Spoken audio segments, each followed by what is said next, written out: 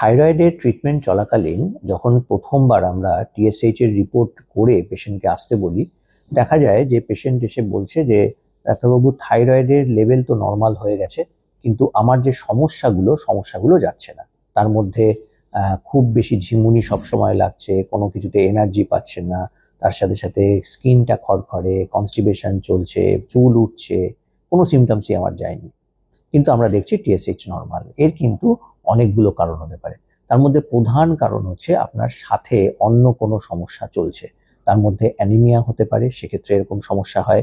Vitamin B 12 বা vitamin D 3 deficiency হতে পারে, সেক্ষেত্রেও এরকম হতে পারে।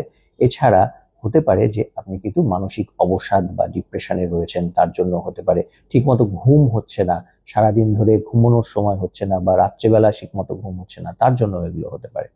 এবার এগুলো সব না থাকলে যদি দেখা যায় এটা হচ্ছে, আরেকটি কারণ হতে পারে, সেটা হচ্ছে যে আপনার টিএসএইচ লেভেল তো নর্মাল, কিন্তু ব্লাডে T3 T4 এবং T4 এর অ্যাক্টিভ ফর্ম, এগুলোতে যে যে শিফটিং, সেই জিনিসগুলো হয়তো কনভার্সনগুলো ঠিক মতোভাবে হচ্ছে না।